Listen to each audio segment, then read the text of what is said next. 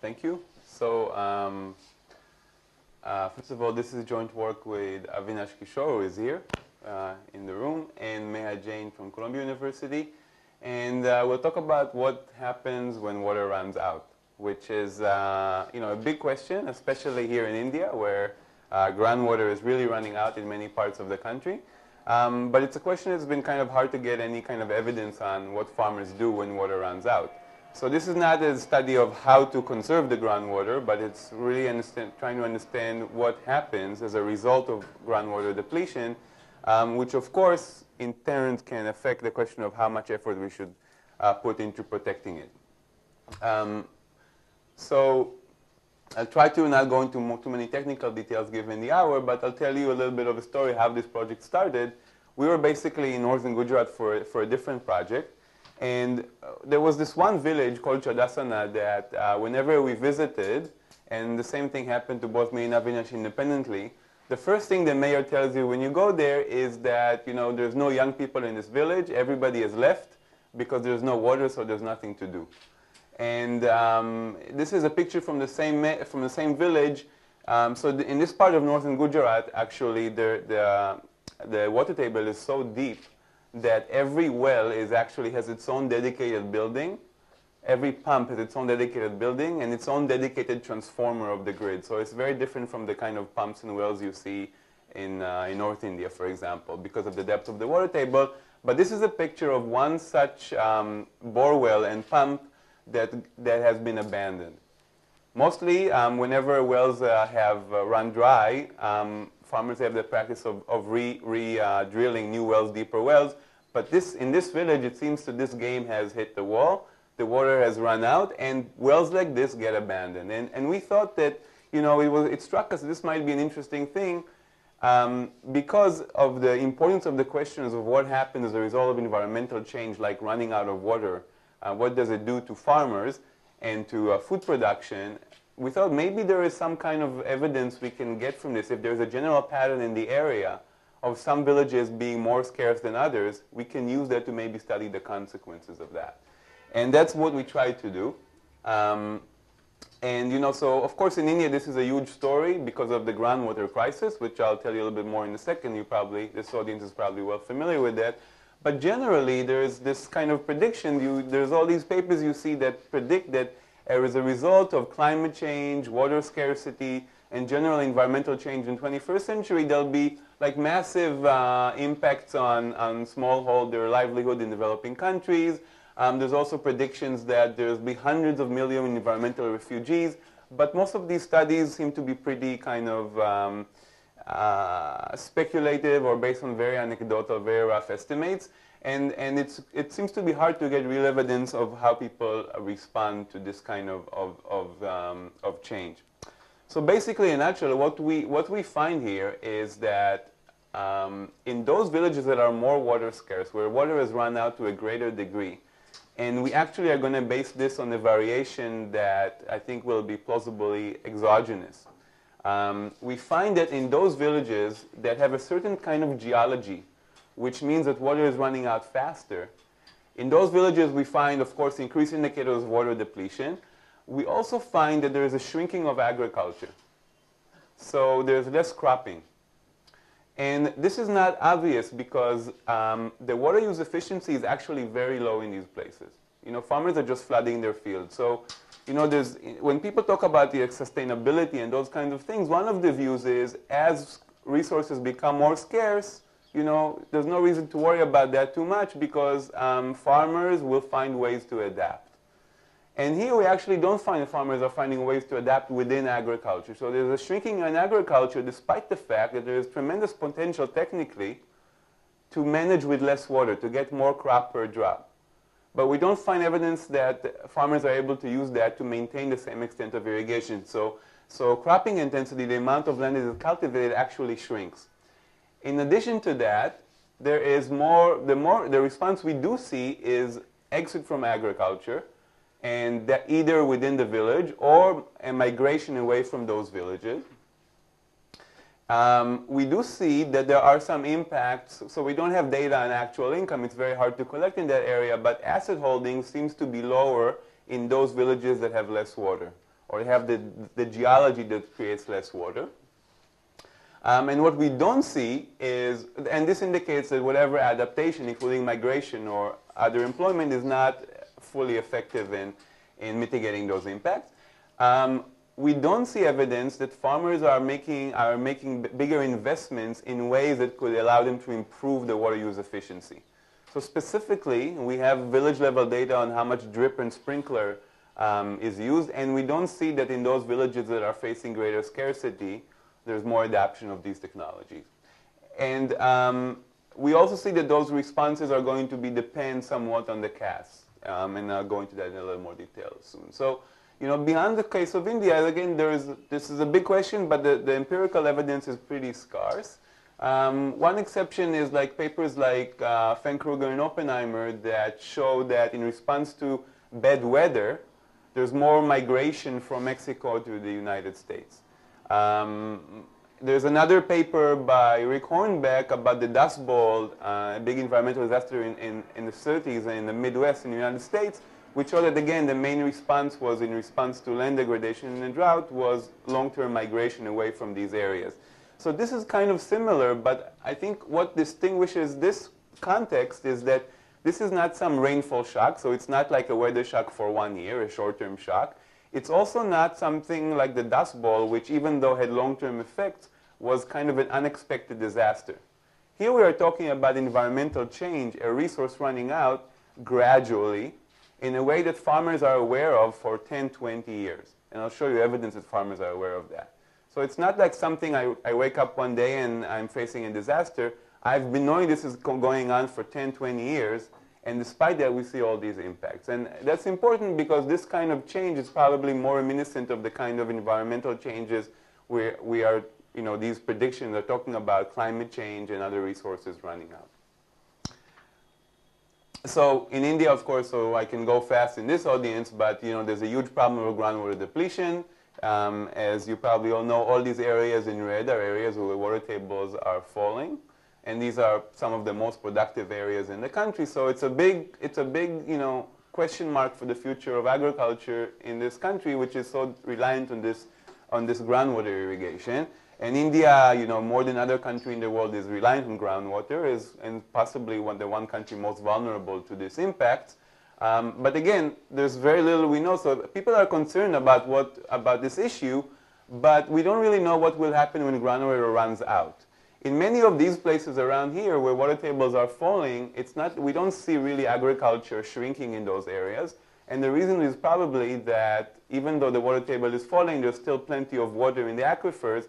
And if you deepen your wells and use more powerful pumps and use more electricity to pump, you can probably avoid dealing with the impacts on agriculture.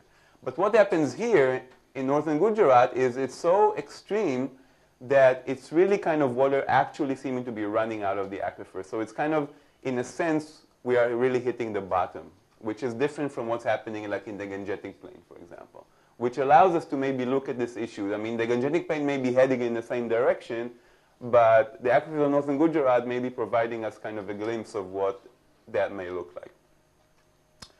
Now, one of the Tushar Shah, who is a prominent scholar on the issue of groundwater, in one of his papers, he has this kind of conceptual thing that he theorizes will happen. There will be basically like a kind of a boom and bust cycle of groundwater irrigation in India. So initially, you'll have like an expansion of irrigation, but the water tables will gradually fall, and eventually you'll see a shrinking of irrigated agriculture. But this is completely hypothesized in that study. He actually cites North Gujarat as one of the areas which may be like the first to experience this. So in a sense, this paper is kind of an empirical verification of that kind of projection. Here's just an example of some data. So this is from the study area. This is a graph from government observations of the water table in observation wells. So basically you see from the 70s, these water tables have been going down. And the rate is very rapid. We're talking about 3 meters per year, consistently over 30 years. So it's a very dramatic instance. These bars are actually what farmers are recalling the water tables to be at present and 5, 10, 15 years ago. So it shows you that farmers have a pretty decent idea of what's going on. right? So farmers are aware that the water tables are falling, and it's clear if you visit the area, all the farmers are very much aware of this thing. So this is what the area looks like. It's a very intensively cultivated area. This is this village we mentioned before, Chadasana. I guess the colors are not coming out very well in this in the screen, but it's possible to tell if you look at it on a computer that this area is actually, there's more brown here. Okay, so again, we'll see in the data that this is actually a pattern. Those villages that are suffering from more depletion, agriculture is shrinking, which again is not something that's necessarily obvious. So basically, what we did. Have you seen changes over time, over how these areas look like? So not really, no. We don't have that kind of data. We'll be doing a comparative, so we'll have a cross-section, but I'll try to convince you that the variation in the cross-section is based on an exogenous variation. So, and we'll also use some recall data, so we'll have kind of, some past recall data, and we'll show that the impacts in the past are not really there. So there are no differences in the past, and differences emerge later on. So basically what we did, we surveyed about 60 villages in this area of North Gujarat.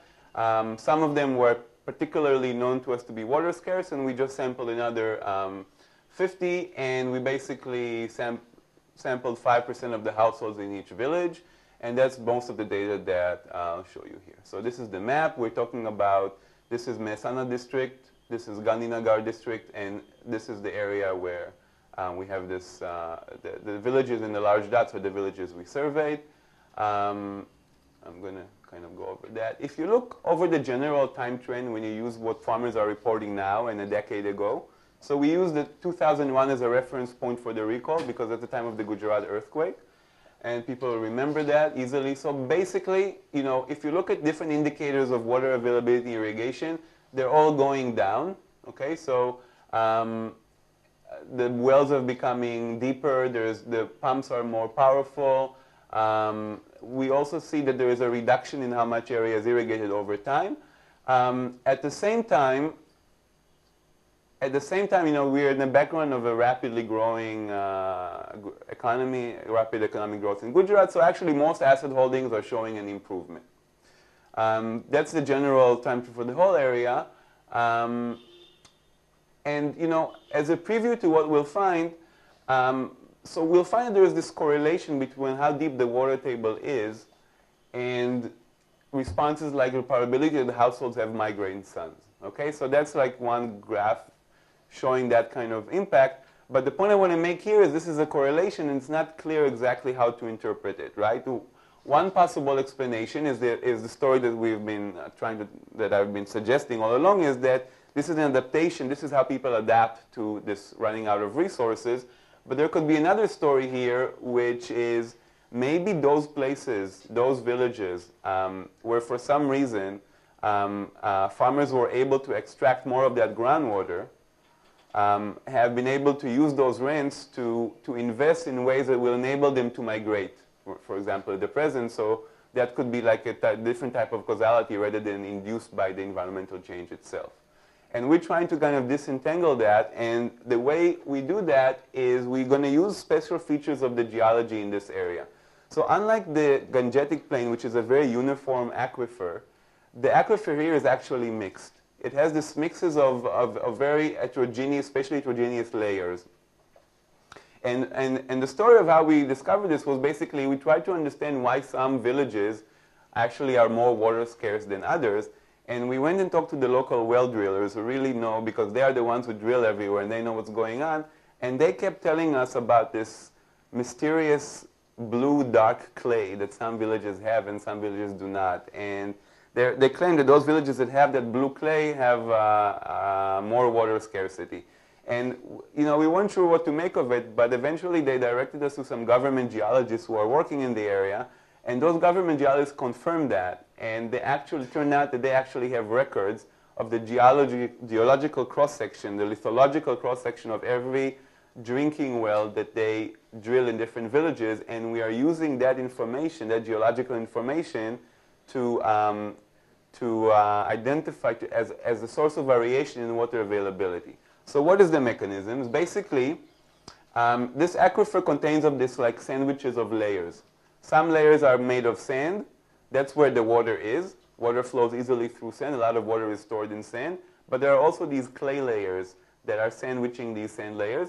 And those clay layers are where water is not stored, and water cannot move or moves much more slowly through these clay layers. Okay, and so, and the important thing is the presence of these clay layers is very spatially heterogeneous. Now, why is that important? Because basically, think about the water table in the aquifer. So suppose that this is my village, and there is Avinash's village. And we're both, like, over time, you know, using water, extracting water, and the water table is falling. Okay, now, at some point, suppose that my village has this particular layer of clay, this dark clay, which is a very impermeable type of clay through which water hardly goes through. So suppose that I have this kind of dark clay layer under my village, and Avinash does not have that. Once I reach that depth of the dark clay layer, I'll be able to drill through that layer and deepen my well. But once I go through that, my water table is going to start falling much faster than Avinash's. Because right now, once I enter the aquifer that's below that dark clay layer, there'll be no more recharge of that aquifer because water cannot penetrate by percolating vertically. So from that point on, my water table is going to start falling more rapidly. Okay, and therefore I'll start to experience scarcity, more severe scarcity than Avinash is experiencing, even though until that point maybe we were quite similar. Okay, so that's the idea. The other important thing is this clay layer is at a depth of 500 feet, usually. So before we had reached that depth, it's hard to imagine any other way that clay layer would have affected our economy, our labor choices, our irrigation, and so on. This is something that probably came about, in fact, it came about later, and should not have any effect on our economical situation other than through its effect on the water scarcity after we cross that depth. And that's what we are going to try to use to attribute the impacts we see to water scarcity as an adaptation to that water scarcity. This is a map of the actual data on these wells. So basically, this is for every village for which we have data. We are still trying to collect more. So this is all in progress. So a blue point indicates a village. So this data, as I mentioned, is from government drinking wells where they keep records. These are all handwritten notes stored in these drinking water agencies where they keep records of, at each depth, when they drill through the drinking water well, where is the sand, where is the clay, and so on. Okay, so the blue dots indicate villages where there was blue clay, and the green dots indicate villages where there was no blue clay. So green is good for water, and blue is not good for water. Here it's confusing because sometimes blue is used for water, but we use it because of the dark clay. I think I missed one thing. Oh, it's coming up. Okay, so when we compare like some basic attributes between the two, so we'll have basically like, you can think about it as a treatment, that the blue clay is kind of like a treatment, and everything we'll do is basically going to be comparing the blue villages that have blue clay and have no water to the green villages which have more water. Basically, if we look at the differences between them, most of them are not significant, except that we find that the villages that have the dark clay layer, that have less water, also the mean landholding size is smaller. And you know, we don't have a particular story of why that might be related to the clay in any way, to the water scarcity.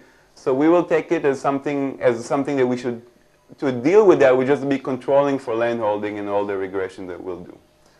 The other point I want to mention is that, so this is a graph of only from one part of our study area, but this is a graph of the depth of wells as a function of the year in which they were installed. This is from a different survey. And basically the idea is that as the years of drilling is later, the wells are deeper. Now this is kind of the area where the dark clay layer is if it is found. So the idea is that, you know, right now, most of the wells would be kind of deeper than where the dark clay layer, but in the early 90s, most of those wells were not. So we expect if we go back in time, before the wells have reached this depth, we should not see too many differences between those two villages.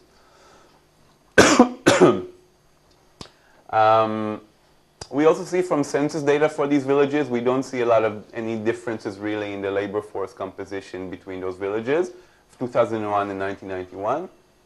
And the rest of the impacts that I'm going to show you now are all based on regressions where we take household impacts and for village V and household I, we regress it on the treatment which is at the village level of whether there is a dark clay or not, and include household characteristics. And we are going to look at impacts on access to irrigation, agriculture, migration and labor shifts, and lastly, asset holdings. So basically, if you look at the indicators of water availability, we see that in those villages that have the dark clay, bore well failures are more common. There's 7% more farmers who are rain-fed, who don't have access to irrigation, but this is something new. This difference was not there in 2001. There's less water-buying farmers, so I should mention there are three types of farmers in this area. There are those who hold shares, who own wells, or hold shares co-own wells. There are farmers who buy water from those who own wells, and there are some farmers who are rain-fed and do not have any access to irrigation. So there seems to be a shift from some farmers who used to be water-buying farmers from agriculture. And what does this really mean for India as a whole in terms of policy? So, I think that we're not suggesting that there's anything wrong with migration or exit from agriculture, of course. I think that the more worrying sign is that the shrinking of agriculture is maybe something, in the context of India and this, the aspiration for food self-sufficiency and to maintain agricultural production. If this is something that would apply for other parts of the country that are becoming more and more water scarce, then this is probably something to worry about. Scarcity by itself does not generate the kind of adaptation or the kind of fulfillment of the potential for improved water use efficiency. And also from the point of policy, I think in the case of Gujarat at least, there's kind of a government policy, like I think Modi calls it urbanization, which is an attempt to invest in the rural infrastructure that would slow down migration to cities. So I think in some policy circles, the migration to cities is viewed as a negative process. So we're not taking any sense of that, but I think it's something that maybe from a policy perspective would be interesting to note. And then, of course, the question is how representative is this area? How much can we learn from the results of a small study like this, from a small particular area to the rest of the country? So that's a fair question, but I still think that given the lack of evidence we have, it's interesting to see those kind of responses. This area is different from other parts of the country that are becoming groundwater scarce, but in some ways maybe it won't be so different. So I guess we'll find out with time, and maybe I'll end here.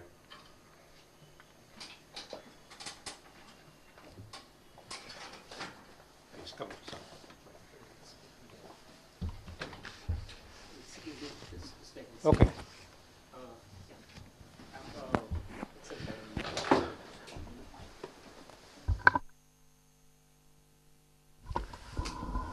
I think Lavi should have more to say on this thing than me. But Ram, excellent. I mean, we had, in fact, in our newsroom, we'd been discussing this issue about groundwater depletion and what is it doing to Indian irrigation structure, Indian agriculture structure. And I think your paper will be a very significant addition to that literature, because there isn't too many discussion about whether migration is happening because of the push factor of groundwater scarcity, and Gujarat is a good, interesting place to study in that context. I was just wondering that I liked particularly your analysis of looking for the control factors. You're looking at the the robustness factors that thing. I was just wondering, did I miss out your analysis of that whether migration is also happening because of increasing urbanization of that area? Because plenty of regions, especially that region of Gujarat, is going through a strong urbanization phenomena. The distance in cities is coming down, so I'm not sure, but I think that is something that you could probably look at. It is because that's in the some national context that is happening quite frequently. So that is one issue I thought that you could look at. The other thing I thought was that you did a very nice thing about looking for the income variables. In fact, because people won't be willing to talk about income issues, so by measuring it by availability, I mean what ownership of cars or in terms of ceiling fans, that's interesting because that does show that there is a stress building up in many of those areas, because there is a problem that I would have personally thought that if that wasn't there, or if it had stayed flat, then probably migration would be more, then it would be difficult to say whether it's happening but just because of urban just the movement of agriculture, people moving out from agriculture per se, but the decline in income or asset rather, as you're measuring, does give a sense that probably there's much more to it. Probably the distress signs are becoming very strong. The dark clay thing is very interesting. I haven't seen it anywhere, so it's something that I think there's a lot more of work that needs to be done. Probably you could look at it in other nearby geographical areas, whether this phenomena is there in other areas also. I haven't seen this being mentioned anywhere. Probably you could look at it in terms of whether this is a phenomena that, because even in groundwater research, I don't know, but my general reading doesn't show me anywhere where this is being talked about. So that is something to be looked at. Broadly beyond that, I think I agree with what he's saying.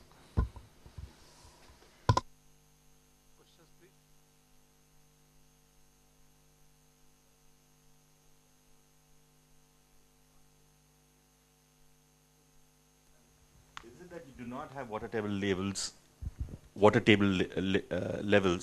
for each of these villages? Is that right? Yeah, you don't. So that's why you have to resort to the blue clay. No, the main reason that I think we have to resort to it is even if we had the water table data on every village and we saw,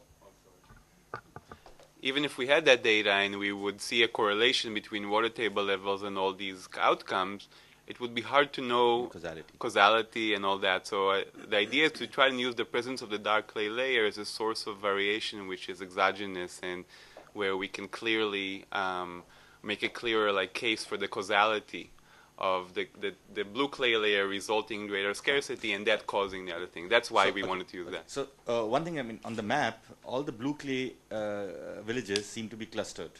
Mm-hmm. So I'm not sure whether that's a good enough control in that sense. Right.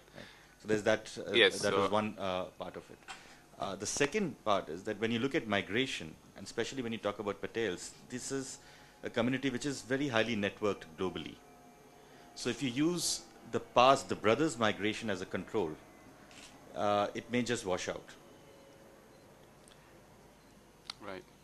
Okay. So just. Good point. Yeah. So actually, this is related to this last thing. I'm fascinated by this issue of, by the cost-based factor. So I just trying to understand the Patel factor was an interactive term with No. the cost with being in a blue.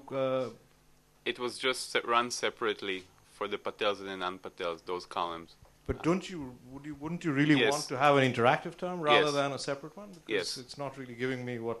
Yeah, it's just an indication. The right way to do it is like comparing the coefficients or running an interactive model with everybody. Right, because Yeah. that would get at this issue of, is it a network-based migration in general, which is happening from Patel's, you would think exactly as was pointed out, that it's a very networked community. Is there some differential effect that is coming from these guys? So the interactive thing would probably get it. Well, the interactive thing will enable me to know if there is really a statistically difference in the coefficients.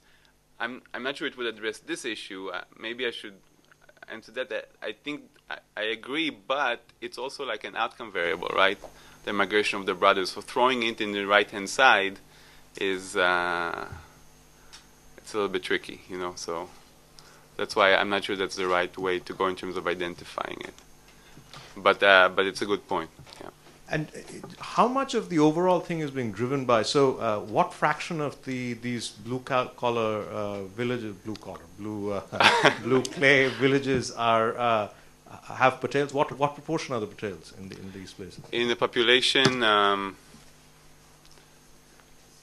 more than half, I think. I think I might have the summary statistics up there, but more. It's large.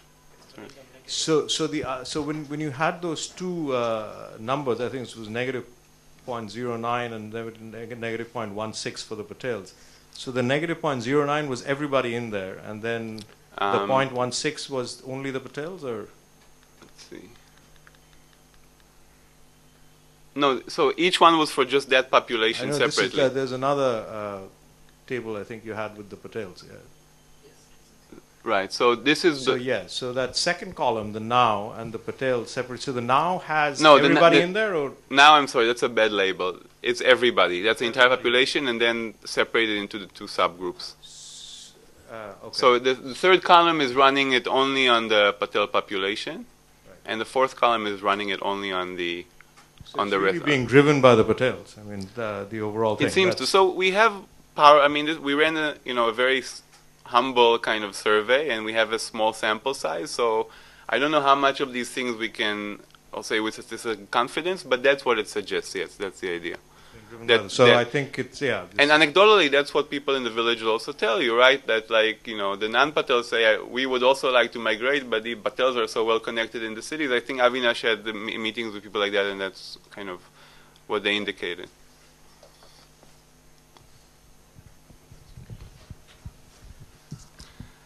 By the way, a lot of this is also ethnographically documented, like claim these kind of from nearby, that these are kind of the things that are going on, these kind of processes. So just one small point. So I'm not sure to understand what you call past in your data. It's recall data from 2001. So that's the thing, because my understanding of this is that not all those villages will have attained those dark clay at the same time. So probably you're underestimating your effect by assuming that they are all treated in exactly same manner, and that would probably help you a lot to know more or less when they reached this dark clay. Ideally, I agree, but we don't have that kind of information. So I mean, we have. I mean, I tell you that in 2001, most wells were in the villages where there is dark clay, and we know what depth it is. In 2001, most villages were before that level, and now most of them are deeper than that level. But refining it that way would be nice, but we cannot. I think that it's tricky to kind of restrict the sample depending on the well depth, because that's very endogenous, right? So that would be, I think, tricky in terms of because you don't have any information about the depth of where the dark clay is itself. We do have that. So I'm saying that we have that not for every well, but only for a proxy for the village as a whole. Okay. And so most wells now, private wells, are deeper than where the blue clay is. In 2001, most of them were shallower than that.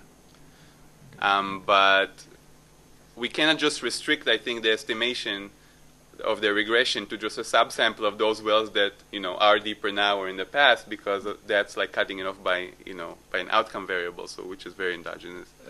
It's like like an ITT versus TOT. Yes, yeah. But okay, but we can discuss that later. Sure. I think it's not. Yep.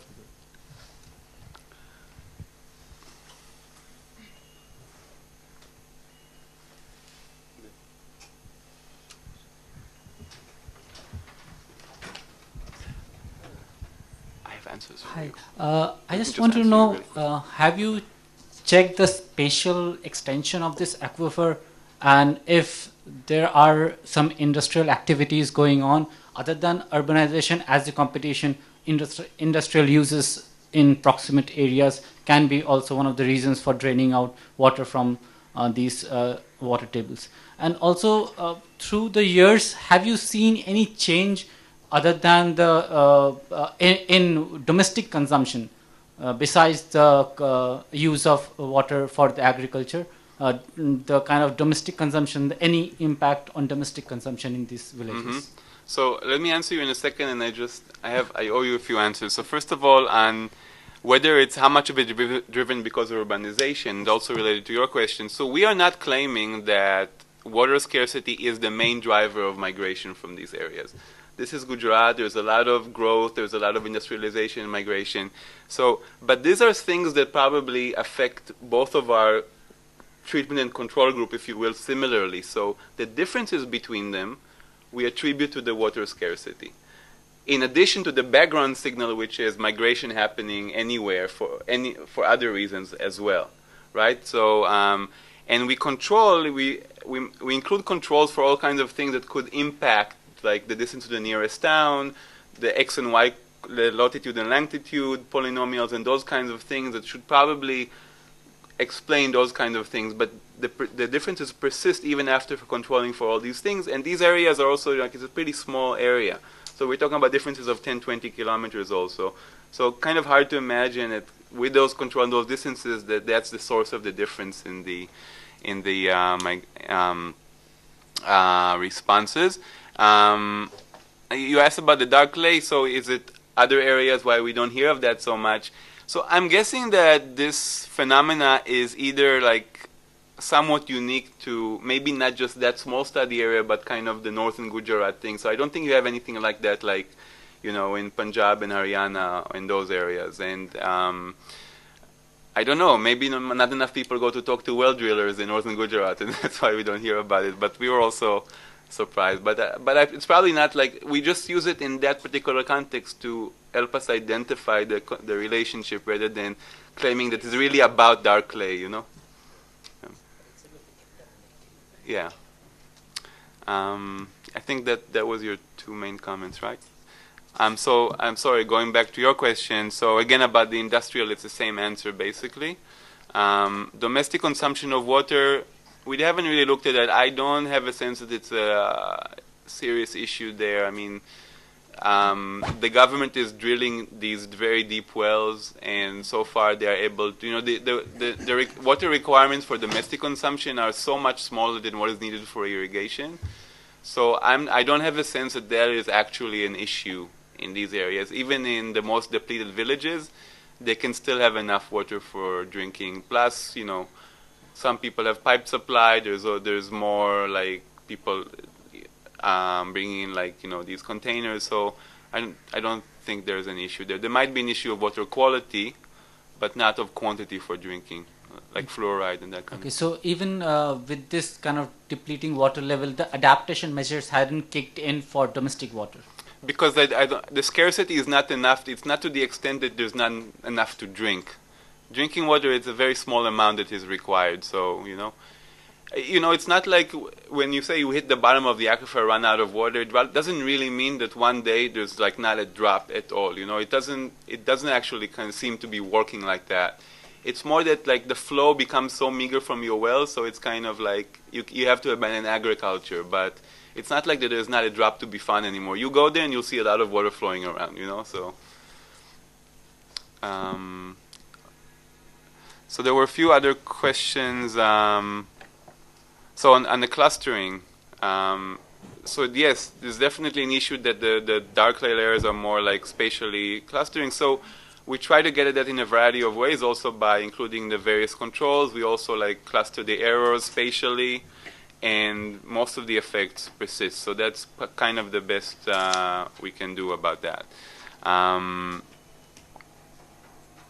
Yeah, I think, were there any other things? I think I answered all the question I was aware of. I can't remember right now. Right, so thank you very much, Mr. Fishman. As I said in the beginning itself, whether you want to correlate migration with groundwater depletion or not, it is going to be the problem facing the country. And both recharging of the surface water or the groundwater, its appropriate management is going to be the key to also to the food security for this country, especially when we are looking at this food security law. And I think it would be worthwhile if you look at answers to these questions also, which he just pointed out, that the impact of any industrial activity going on there, which is dependent upon the groundwater itself for its running its operations, and also its impact on the drinking water. You are right that it doesn't mean that once you hit the rock bottom there is absolutely no draft, but there's certainly Gujarat, that area also faces the problem of what is called fluoride content in the water, which is big health as a hazard for that region. So why does a migration take place? It may have other attributes also, but groundwater happens to be the trigger point which leads to other causes also. Nevertheless, thank you very much, and I end the session over here. Thank you very much.